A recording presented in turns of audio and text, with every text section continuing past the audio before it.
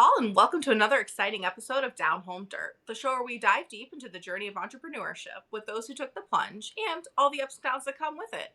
I'm your host, Dusta, and today I'm joined with Riley Jordan of Riley Jordan Events. Welcome, and thank you for coming out today. Hi, thanks, Dusta. Thanks for having me.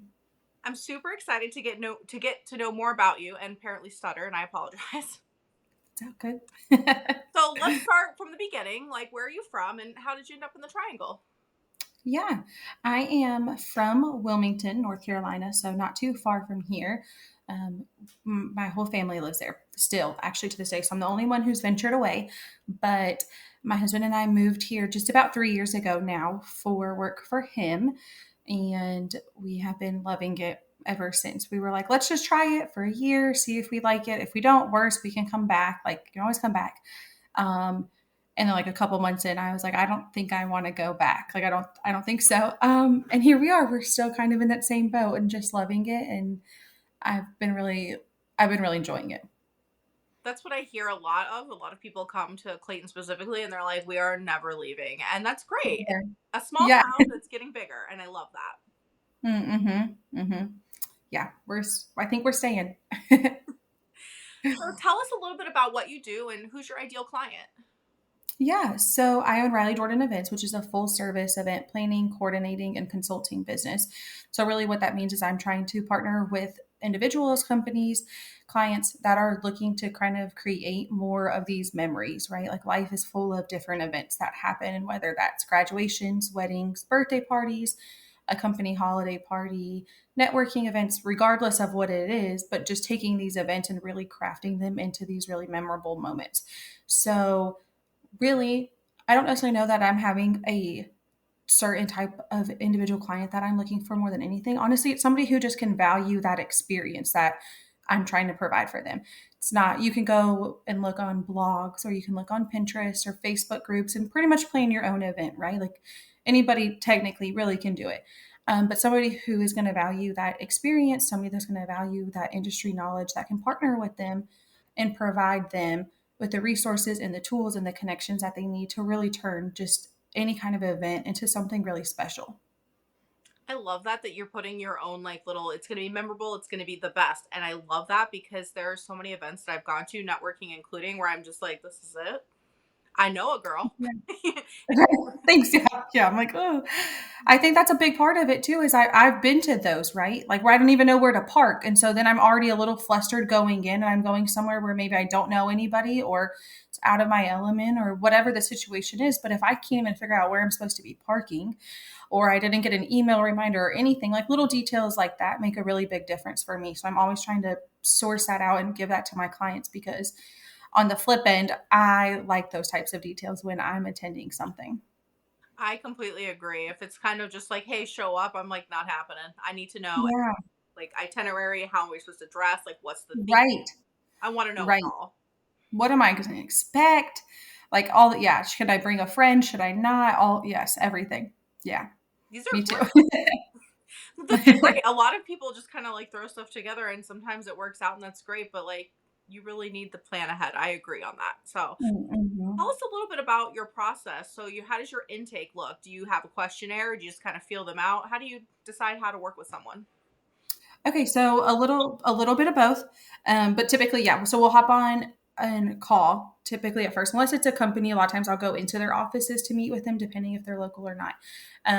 But regardless of the format, we always have an initial meeting to learn a little bit more of what exactly they're looking for. Some of my clients, I take on a little bit more of the admin side of the role also when planning events. So maybe that's handling registrations, that's working with marketing, that might be working just internally a lot with their team on certain things, especially with a lot of companies. They're not totally ready to offload it to somebody that they've never worked with before. So I'm a little bit more involved as a team player for that. I'm on certain team meetings, those types of things. So we really just learn what the scope of that project is. If it's more of a personal, like a social event, so typically just a phone call, and that's a little bit faster of an intake form. And we kind of just go through again the specifics. Where are you at in the planning process? What do you need help with? What is your biggest piece of this that you're most looking forward to? Are there details that you really, really care about? Are there details that you didn't even think about and you don't care about? Just kind of really understanding their scope. Because a lot of times with my clients, We meet once in the very beginning and we kind of go over a lot of these things, and we'll touch base throughout the planning, but we really have that first initial really big planning session. Where so that way I can kind of hit the ground running for them and start presenting mood boards and those types of things for them. After we kind of go through that, we go through the official onboarding process, which just looks like paying the deposit and the signing of the contract. And then depending on the type of event, again, that depends on how much we are meeting. But then after that, I pretty much just get going on a lot of the behind the scene type things. Um, I've had clients where we talk that first time, they pay, sign, and then we don't talk again until the event day. They've completely offloaded the event. And then I have some clients where I think I talk to them once or twice a week up until the event, just depending on the scope of it and kind of also the personality of the individual that I'm working with. I agree with that. I'd be the type of person where I'm like, here, you just deal with it because I'm not. Just let me know what I need to pay. Right? Yeah, very much so. I definitely have a few of those. Those are nice when they happen because it allows you to do really what you do completely best, and they're just trust you and they just work with you, and that's great too. That is like the best kind of client. I'm on when my cleaning company, I have clients that literally leave the house and they're like, here, the air's on 60. Here's cash, bye. And I'm like, you're my favorite. Like I don't have Yes. to I just clean and I leave and it's great. Other clients will be like, "Oh, just let me know when you're done and I'll pay you." And I'm just like, "If you just let me like mop my way out, we don't have this problem with the floor." Nothing. We don't have to talk again. Nothing. Yes. It makes a big difference when people can trust you and value you for what you're trying to do. Yeah. That's absolutely true.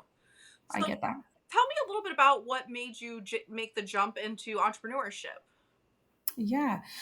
So I have worked in events for around 8 years now. Started off actually as a preschool teacher and planned different like classroom events, but also school wide events. So I loved naturally to be able to scale the event from a small classroom to a school wide event. And then COVID happened. So obviously everything shut down. I think that's probably a pivot point for a lot of people. And during that time, I got involved with the local Parks and Rec department. And so I worked on different community events and I loved that aspect of it. And I loved just being super involved in the community, working with different groups and organizations that I would have never had any contact with probably previously. And so I loved just that sense of community for it. Then my husband and I moved here and got involved with the Chamber of Commerce, did events there, but a little bit more on like the business side of things, so the focus. And I loved that side of things as well.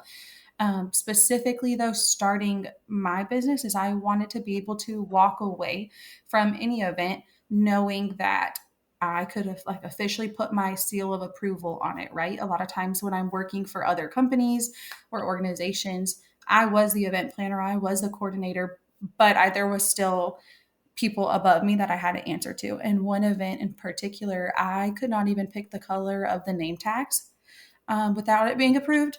But then up on the stage, it was like, Riley did a great job planning this event, all of the things, right? And I was like, yes, I did really good given the like constraints that I had. But also, if this was up to me, I would have preferred to have done it in a little bit different of a manner. Um, and so that was really a big point for me of just being like, I want to be able to put my name on it, whether the event is a success or not, but I want to be able to own every aspect of it. And that's a really big piece for me as far as wanting to start my business. I understand that. That was me too. I worked for a cleaning company and this was back in 2014 in Cary. It was like a Mm-hmm. while ago, right? And they paid me $9 an hour to clean houses. And I was like, I'm supposed to do 4 houses a day for $9 an hour. No. Yeah. Yeah. And I had to Yeah. work with a crew of like 4 or 5 people and like do it their way. And I feel you on that. I was like, no, like, yes, we did a great job, but this is not my seal of approval. Right. Right. I get that. It's hard when you want to be when you value what you do and you want to give that offer to whoever, but you also have that overhead that sometimes can make it a little bit more challenging. Absolutely. And I think that that's a lot, like a jumping off point for a lot of people too, not only the COVID, but also Mhm. wanting to just like have more control over what they're putting out. Yeah. Especially probably with schedules and just life in general. I think a lot of things shifted in the last few years too. That was a big part for me, especially living here in the Triangle now versus with all my family in Wilmington. Is I wanted to be able to pick up and go to my niece's basketball games or my nephew's soccer game or whatever that looked like, and not have to ask to do that. Like it's up to me to do my business when I need to do it and take care of my clients. But most of what I can do, except on event day, is able to be done remote. And so having that flexibility to be able to go and see friends and family as I choose has been super helpful. That's a great I love that. That is something that really attracted me to being an entrepreneur too. So that I love that we Mhm. agree on that. Yeah. So tell me about a time that you had an event that you were very proud of, and how did it go from them hiring you to the end of the event? Yeah. Um, I think probably one of the more recent ones that I was super thankful for and super proud of was we had an event that was a fundraiser. And it was for a type of event that I had never done before. And so when I walked into that first meeting, I was like, I'm so thankful Google exists because I think I'm going to be learning so much for this. Um, and I definitely did. So I was really proud of myself for learning things and learning certain terminology and stuff that we needed for that event and really just pulling it together in a way that later I found out that they had no idea I didn't know about that event in particular. I mean, we kind of talked about it like I didn't have experience with that type of event, but here's where I do. And so we kind of talked about it, but they're like, you would not have known. And that was a huge, that was a really nice moment for me because I was like, okay, I can do this whether I've done it or not before. Like I can trust myself and my services and also just my ability to learn enough to be able to provide this for the client. So whether it's something that I've done or not before, I was proud of myself for really being able to dive into that. That's great. I love when somebody throws a curveball at you and you're like, yes, this is an opportunity to learn, instead of, Yeah. no, don't hire I me. can't do it. Yeah. I'm like, no, I need it, which has really been really nice. That so working with that company has turned into several other jobs. So I think that it also is like a constant reminder for me of like never being afraid to say no, right? Like it'd be really easy for me to stay in my lane and being like, this is the only thing that I can do. But just being honest with them and saying, like, I've done similar events or this is my experience. Not 100% of what you're looking for, but, and they thankfully were able to trust me enough and we partnered really well that's turned into a lot more other great opportunities with them. That's fabulous. I love hearing that. You took a risk and then Mhm. you took another one and it just keeps paying out. Yeah, yeah, it's so nice. It was a good reassuring moment for me. Like you're on the right path. Like you're doing good. Yeah. So let's change gears a little bit and talk about how you market yourself. Like, what is your main marketing strategy currently? I think probably for me, it is connecting really mostly with my vendors, right? I want to take care of my clients. Obviously, that's really important to me. But on the flip, is I really try to pour into the vendors that I work with or even would potentially work with. And so I spend a lot of time specifically in like January. That's pretty much a slow month for our industry. And so like last January, I went and spent a lot of times with vendors and met for coffee and just saw like what is working and what isn't. Where can I help? Um, I'm more likely to get repeat business from them, but I'm also more likely to be able to send a lot of people their way too, right? And I work typically by myself. I have a team of people that we can bring in for events, but most of it is by myself. So having these vendors is also in a way like having coworkers that I can trust and we can network with and just bounce ideas back and forth of people who get it. And so I think that that's a big way that I've been trying to market myself is really just being available to those vendors and just keeping my name in front of them, sending flowers or a gift after a really big like client has come through from them, anything like that. Of just really trying to take care of the vendors has been probably the biggest piece that I've been pushing. That's wonderful. And I love hearing that because a big part of being an entrepreneur is nurturing relationships, whether it's with Mhm. vendors, clients, etc. And I love hearing that. It's something I don't think we really touch on. We touch a lot on networking, but never really the connection that we build when we're building our Mhm. business. It's very important. Mhm. It's so important, right? Like you have to take care of them for so many reasons. But I also am like, it just, it makes a good teamwork, right? When everybody's on the same page and everybody likes each other and works well together, the event is so much more likely to be a success and much easier too for everybody. Yes, absolutely. Are there specific vendors that you work with in each area of the triangle, or do you kind of use the same ones all over? Kind of depending on where the event is, or even also like the scope and the budget of the event. So I have certain caterers that I will use if we're looking for a little bit more of a budget friendly option. But also if we have a client who's like their biggest push is the focus on food, then I have a list of vendors from there that we'll sit down and we'll meet with for them to taste the food and work on that. That's part of the intake process too. I think I mentioned that is like what is the most important part of your event, so that also helps me be able to pick vendors for them. Sometimes it's entertainment and we'll pick, the best DJ that I think would be perfect for this or whatever that looks like. Um, And so we're picking the vendors really depending on the location, but really the client style. I love that. It sounds like you have a lot of relationships and like you can kind of gear your clients' needs towards who you know, and that's great. Mhm. Perfect for building Mhm. a successful business. Yeah, thank you. So I love hearing that. Not a lot of people like know exactly what they do and like who they're looking for. Like you are on it. I love this podcast today. Oh, thank you. I've had some conversations with people and they're like, well, I'll just like anyone. And I don't, and I'm like, no, guys, we got to get focused. And you are laser focused. Well, thank you. I feel like it's definitely been something that I've been learning because at first I was like, oh, I'll take on any event, I'll work with anybody, kind of. But very quickly learned that I can't and I don't want to do that. I want to be really intentional with who I'm working with. And even on the clients that I've taken on, I've had to turn away clients of being like, I don't think that I'm probably the best fit for you, but here's a recommendation for a planner that I think is right up your alley, and being okay and being comfortable enough in what I do to be able to kind of guide them where they need to be.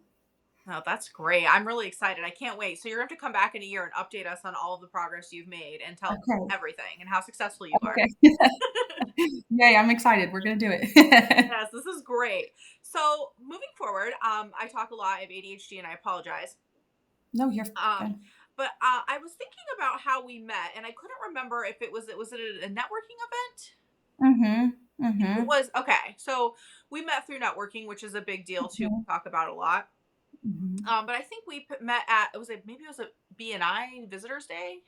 Yes. Mm-hmm. Okay, I have a Mm-hmm. really bad memory, and that was Me a pretty. too, but that sounds right. Yeah, I'm like I don't. I think it was a BNI. Yeah, it was Visitors Day because it was like a big event, right? Mm-hmm. There was like so many people there. I remember this, and you had like go out, and they had the thing about that event is they had a photographer for headshots, and they had a couple other Mm-hmm. different things. I just remember the photographer. I don't know why, but I remember that, and I remember being like a long line with everyone out. And we had talked Yes. briefly, and that was a great event too. It could have used a little more balloons. This is just my opinion, but it was great. So that leads me to my next question. Do you do like just parties and events, or do you also do weddings? Okay. So, yes and no, right? Okay, here's the thing. I limit my weddings. I try to, for the most part, only do 2 a month just because they require um, a lot more attention in a lot of ways. And also, I want to be able to make sure that I'm fully there, right? And weddings are a really emotional day, which is good and bad. There's a lot of good and bad too for weddings. So I try to just limit it so that I can make sure that myself and my team is showing up the absolute best. There is exceptions like October. We're going to be busy every weekend because that's a super busy wedding month, right? But other than that, we try to like really limit it for our team just because it's such an important day for them. And I don't want myself or my team getting burnt out. I want to make sure that we're there to be super excited for their day, that we kind of set the temperature for the overall day in a lot of ways. So we have a really important role for that. As far as weddings specifically, though, it's not necessarily wedding planning. So I won't come on with you and work with you as far as picking out all your linens and your venue and going on all those tours. I do more of a coordination package. And so I come on later in the process when most of those pieces are put into place. And I'm helping you work on things like your timeline, maybe your floor plan. We're working out a lot of those logistics. So my team and I will come on just a few weeks before and really just help finalize those details. And then on the day of, the night before, we'll handle the rehearsal dinner, work over those logistics, and then serve as a point of contact from that point forward for the vendors if there's any questions. And then wedding day, we're there 12 or 15 hours, however long the wedding rental is. And we are helping point people in the right direction, making sure everybody is lined up and ready to go down the aisle. The marriage certificate is where it needs to be. Like all those like little details so that the bride and the groom and the families can be completely present. So yes to weddings, but not a traditional wedding planner. No, that's great. To be, I know some people that do. I think I've never planned a wedding. What's like day of services? They just offer Yeah. it like that. Mm-hmm. So that's great Mm-hmm. that you were able to do that too, and not have to take on the whole load. Because I personally feel like that'd be a lot. Yeah. It is a lot. And there's nothing wrong with that. There's a lot of people who love that. And I do love weddings. Like I love all the things. But I just didn't want to be bogged down by that. I also wanted to have that flexibility to take a weekend away with my husband or work, like corporate events are wonderful because it's a Monday evening event. or it's a Tuesday lunch and learn or anything like that. And it kind of just sticks to more of a traditional work schedule versus weddings when it kind of ties up your whole weekend every weekend. That's not necessarily where I want to go with my schedule for my business. Understandable. That was me. I started out doing residential, and that's Monday through Friday. And then I tried to dip my toes into commercial. And then I was like, okay, if I'm doing both, I'm working 7 days a week, and this is just not where I Yeah. want to spend my time. No, yeah. It's hard because you also want to take care of yourself. Yeah. Yes, and sometimes it's really hard. So, do you have any tips for? I don't want to call it balancing work life. We call it blending. Mhm. We just blend it together. So, any tips on how to blend those? I think something for me, first of all, was learning that there is no balance. I felt like it had to be a balance or it had to be an equal balance, right? I'm spending 3 days a week working on my business. So, how do I balance that with taking care of my house or seeing family or friends or whatever? So, the first piece was just acknowledging that there is no balance. Regardless of how much I try or I plan or I schedule, it just doesn't happen and life happens. That was probably the hardest part for me. But then I think besides that is just being able to really prioritize what has to happen. I think as a business owner, everything falls on you. And I think we know that. And logistically, when I started this, I knew I was the one responsible for all of the pieces. But then when you get in it and you start feeling the weight of all the pieces, that is heavy sometimes. And so learning to be able to really prioritize, okay, my clients are taken care of, my vendors are taken care of, I've paid everybody, I'm good. It's okay if I don't answer this email of this somebody wanting to hop on a phone call for 10 minutes because they're trying to figure out like something like not super relevant right now. That can be pushed off till next week when I have a free afternoon. But I don't have to rework this week's schedule for that. Also, I've been really intentional with trying to create like one day a week where I'm open to all of those types of things. If a vendor needs me, if I want to go check out a venue, if I want to be available for client meetings, always have one day a week that I try to keep really, really open for them. And then if it takes us a few weeks to get to it, it takes a few weeks to get to it, but that's okay because it's pretty much open. All that given out of like pressing real like issues that come up with clients or things. Obviously, we don't do anything to get behind, but there's a lot of people who just want to meet for a coffee or want to learn about my business or want to work with us or anything like that. And just learning that not everything has to be done right now. I felt like I was going to turn away opportunities if I pushed them off a week or two, but pushing it off a week or two is pretty common. And I have that space for that. And then it allows me to show up best for them because I know that that one day of a week is pretty much all networking and all connections. And then that's been helpful for me on the flip end of knowing what I can control or not throughout the week. You should really write a book. I was just listening to you, and I was like, if you could just apply what you said to my life, like I'm just like, wow, I could be so much more productive. It's definitely trial and error. And there are some weeks where I am just wondering when I'm going to stop and like go to the bathroom, right? And then there's some days when I'm also like, oh, is my phone going to ring at all today? Like, am I going to have any new leads come in? So just riding the waves of it. But thank you. That's true. That's actually one of the things about entrepreneurship that a lot of people find I don't want to say difficult, but maybe like it unnerving is the fact that like they may not get a call, or they may get a call, they make money and they may not. And that is just something that a lot of people just can't deal with it, and then they're like, nope, I'm going to go back to working for someone. Mm-hmm. So it's very Very hard much so. to, I don't want to say balance. We're not going to balance that, but blend that into our lives, because I'm like that. Sometimes I'm like, oh, I made all the money I need in 1 week. Oh, next week we're not making Mm-hmm. money. Like, what do you do with that? Yeah. Yeah, I feel that too. There are some weeks where I'm like, "Oh, my husband can retire. Like, we're good. We're crushing it. Then there's some weeks that I'm like, I don't even know if I could pay for the groceries right now if somebody was like, we're going to have this. So it's just I think it's also like learning the seasonality of certain positions and trusting in yourself to know that it always does unfold the way it's supposed to, but sometimes it's a little scarier than others. Absolutely. And slow time for me is same with you, is like January, February, March. And then obviously Mm. spring, everyone wants a spring cleaning, and that's great. But then I get this whole thing where I'm like used to resting, and then all of a sudden I'm so busy I can't breathe. And I'm personally been in this business 5 years. I'm still learning how to make that make sense, because Yeah. that is scary. And you're right. And there's been times when I'm like, well, put it on a credit card because I don't know what else to do. Yeah. And Yeah. it's been an adventure, I'll tell you that much. I believe it. It really has. And also, like, I don't know about you, but this past January was not slow for me.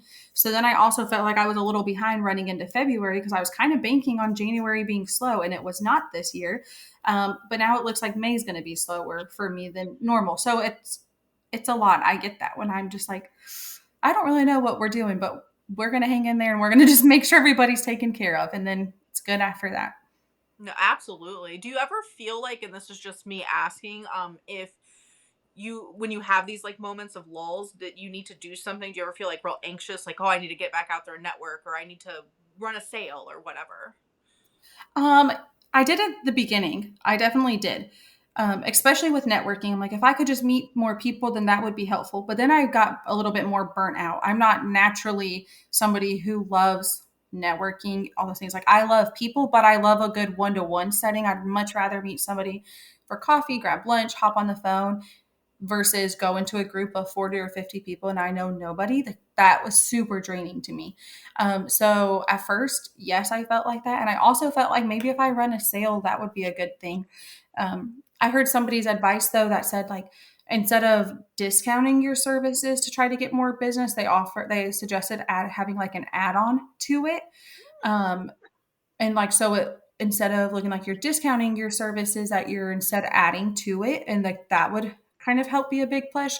So that's been something I've been really thinking about lately, and how can I offer that in the seasons where I kind of need a little bit more. I would like to fill up my books at a certain point, um, on what add-ons I can do, but I haven't really done either. But I've definitely felt the push to do more, because it's hard when you want that and you need that. It is, and my best friend, she always calms me down because I'll be like, "Oh my god, we have nothing on the books. What am I gonna do?" And she's like, "It's ebb and flow." She's like, "If you open your mouth right now, guess what's gonna happen? It's gonna start flowing." And every single time it does. And I Yeah. still haven't learned how to like master that. I've never, the only like sales that I've ever thought about doing, and this was just based on my business, is like spring cleaning and then obviously like Christmas and holiday stuff. Oh yeah. And like I just try to reinvent the wheel, I guess, every time. And I'm like, how do I get more people to get their homes cleaned? And then I'm like, I don't really know how you like sell that. You know what I'm saying? Like as a, Hmm. so I kind of, I did it a couple times and then I kind of dropped off because I was like, I really don't understand. But I love the adding more value to it. I think that that's definitely the direction I need to go next time. It's not just your home clean; it's more than that now. Right. And I think playing into the like emotional side of things too, people are always saying that, right? Like, yes, I can plan your event. Yes, I can clean your home, but what am I really doing? Right. I'm freeing up time for you to be present with your family, to enjoy the holidays. It's one less thing for you to do. It's a gift to yourself or everybody around your table, like all of these pieces. And so learning how to factor in that emotional piece to people, I think can be a really big benefit too when you're kind of promoting those items. No, absolutely. I agree with that. And I'm going to take that into consideration when we move forward because I'm going to do an entire new thing with life. So I'm going to think about Yeah. things because that's something that I kind of feel like I don't want to say I failed at. It was just something that just didn't really work well for me because I didn't understand Mhm. what I was doing. So that's okay. Yeah, that's okay. Well, because you learn, and then you know what you to do next time or what not to do, and that's part of it too. Is just the learning, good and bad. Oh, yes. That has been the most fun part of being an entrepreneur. Yeah. Yes. So, like, let's talk about advice. I know that a lot of people have lots of advice for people starting out. What was the best piece of advice you got for you to start your business? Ooh. Always a good Um, one. I know that is a good one. The best piece of advice, truthfully, I think that came from my husband of just saying, just do it. Like, just start it. I think because I doubted myself a lot, right? I've never done this before. Do I know enough connections here? Am I reputable enough yet? Do I have enough whatever? Do we have enough money saved? Do I have enough whatever? And he was like, just do it. Like, you're not going to get anywhere until you start doing it and you learn as you go. And so I think that that was probably the biggest piece of advice or push for me, because I want to make sure that it's good. I want to be proud of what I put my name on, right? My business is named after me. So I want everybody to know and to expect a certain level of service, and getting that push of just like, just do it, and having somebody else kind of have that confidence in me. And I've seen my work for so many years to know that this is something that I could do, and just really be a supporter of that, I think was probably the biggest piece of just do it because you'll never know. There's so many things that I've learned in the last year and a half or two that I didn't even know existed before then. So if I would have waited to magically know those things, I would have never started. That's so true. That's what I always tell people. Do it messy because you can always clean it up later. And Mhm. I have started this podcast and it's been a journey of me learning how to podcast. What are good questions? What are not really good questions? Mhm. I feel like at this point, I like to do it very conversational. So that way, if there's anything that you want to talk about, then we don't miss that topic. And it's not just me Yeah. interview questions at you. Because Mhm. I feel like that kind of got a little boring. So you're right. Just do it and then you can figure it out as you go. Yeah. Yeah. I think that's so important. You have to. Mhm. Absolutely. So tell us about any exciting events you have coming up that you are hosting. Yeah. Specifically, so kind of back to the earlier piece of working really closely with my vendors.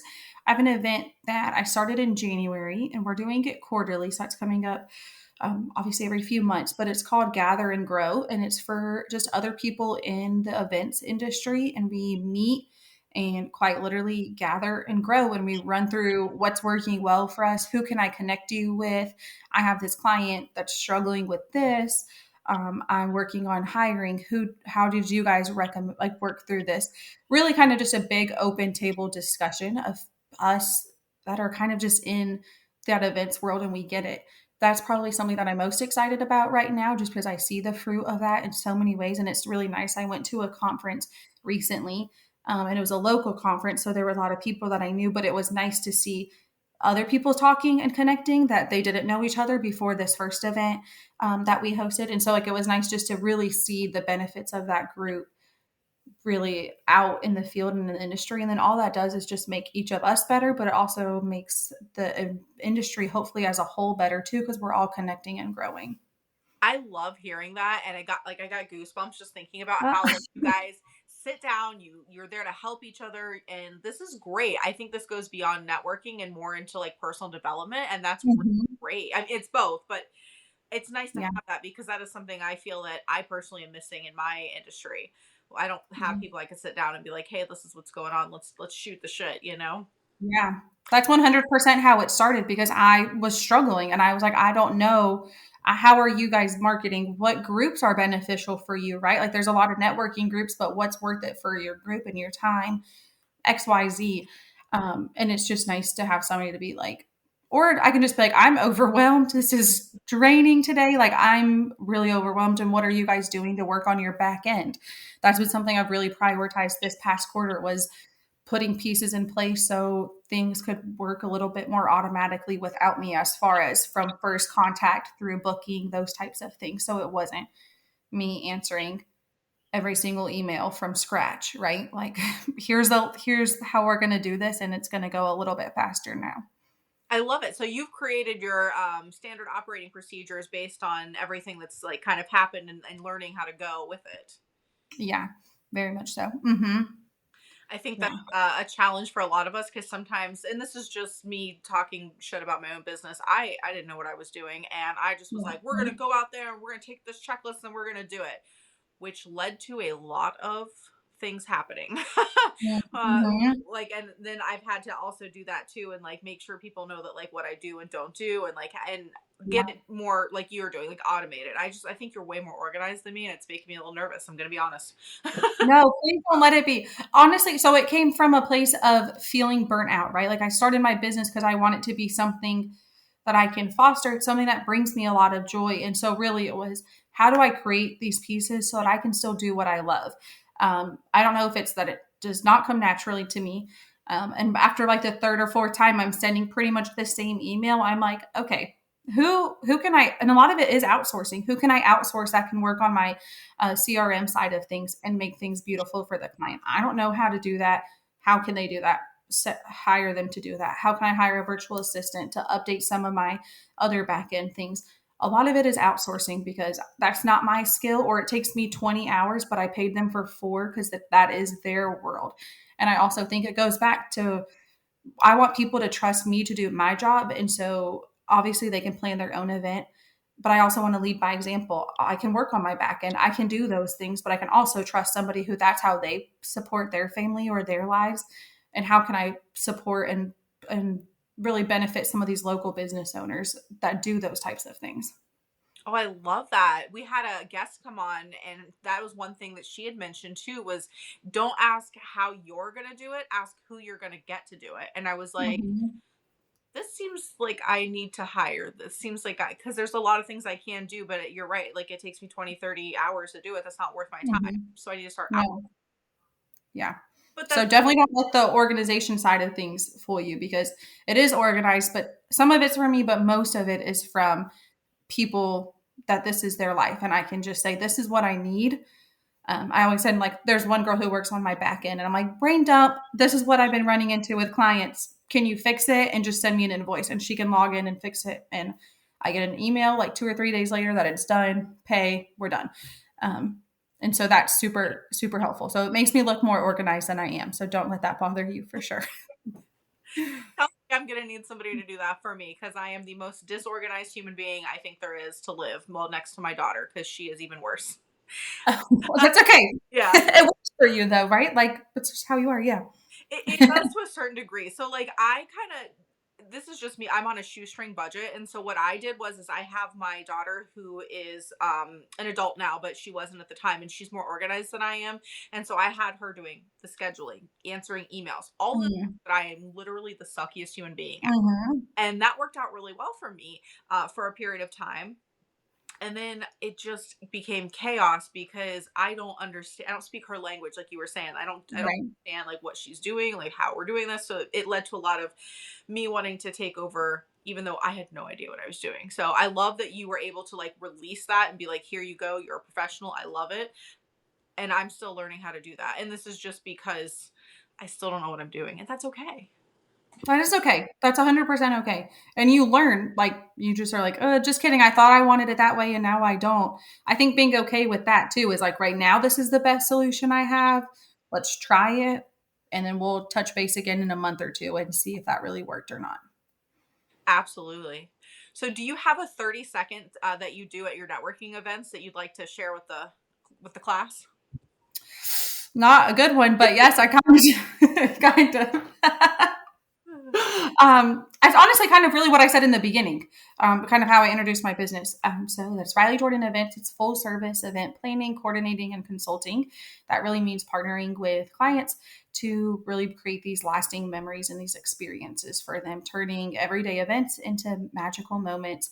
And whether that is partnering with you to do your entire event every step of the way, whether that's coming on and doing a partial planning package, if you have pieces that you've already put together, but also just consultation. So if you need help finding venues or recommendations for certain vendors, happy to jump in and have some of those conversations as needed. I love that. That is so perfect. I'm going to start asking people to do their 30 seconds on here just so that they can sell themselves. Right? Okay. I hate a 30-second, but I love it because it's important, right? Like you need to know what everybody does and you need to tell them what you do, but I also hate the spotlight on it. Yeah. That was my biggest struggle whenever I started my business because I was just like, I clean. That's it. All I Mm-hmm. had. And I was like, I'm supposed to stand here for 30 seconds. And then that's when I started going, oh, this is a what is the word I'm looking for? A weakness. And so I needed to like work on that. And so it has evolved over the years. I still to this day do not have it memorized. You're doing great. I'm winging it every time I get up on the 30 seconds. It's probably going to sound different tomorrow morning. But I've heard your 30-second, and you would not know that you were winging it at all. Well, thank you. I Or not appreciate that. memorized. Yeah, not at all. I base that on a lifelong winging everything. So it just looks natural then, right? That's right. It works for you, though. That's what I mean. Like, some people, that is the way that they operate, and it works beautiful for them. And there's a lot of times that I wish that I had a little, there's a lot of me that wishes I had more of that in me. Yeah, it's funny because I think about how I just fly by the seat of my pants and then I'm like, ooh, I gotta clean that mess up a lot. And it's okay because like if I Mhm. don't have the chaos, then I can't clean it up, which is why I feel like being a business owner is like the perfect opportunity for Mm, me to grow because I'm yeah. always cleaning up other things and people's messes. Yeah. Great. And not I just laughed at myself because I was like, you clean houses. But Okay. literally and figuratively, yeah, you're cleaning up messes. Yeah, it works. Oh, I'm so funny. I'm sorry. I love it. I love it. I just like to make myself giggle. You have to, right? You have Uh, to. so I want to leave everybody with like one piece of awesome advice from you. What would it be?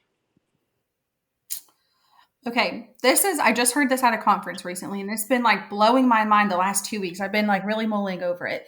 But it was really talking about mentors and mentorship. And I think that, especially as a business owner, but I've always been really wanting somebody to help me, like just grow. Can you help me learn from your experiences? Can you see my blind spots? All the things, right? But the idea was to not necessarily just have one mentor, but to view mentorship as almost like your personal board of directors. So you have several different people, and one person is really great at finances, and that's the person you go to for that.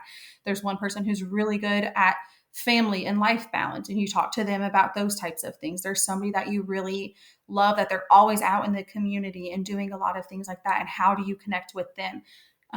And so that's been something that I've been really loving is the concept of that and building kind of my own team and my own board of directors. I'm kind of who I'm learning from, but also who I can add value to.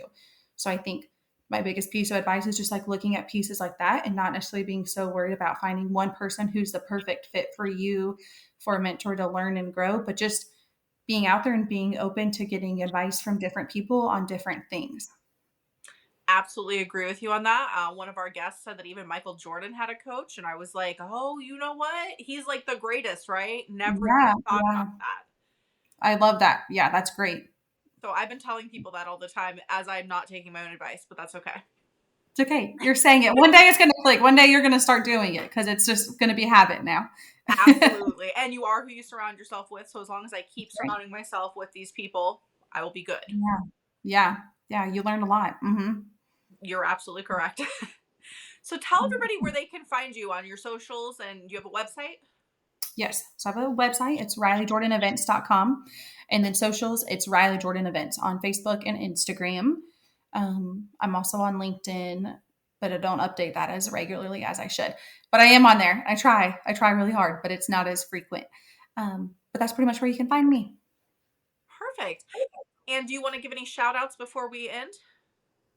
I want to shout out you for thank you for taking this time and this opportunity. Thank you for like using your platform and your reach to help other businesses. And I think that even listening to and watching some of the other podcasts, right? Like I learned so many tidbits, and it's perfect. I love putting on a podcast in the car. So thank you for what you do. I think that's really important.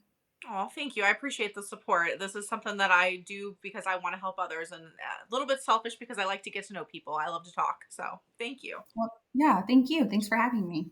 Absolutely. Well, thank you guys for joining us for another exciting episode of Down Home Dirt. We'll see you next Tuesday. Don't forget to like and subscribe, and we're going to link all of her details in the bottom so that you can connect with Riley.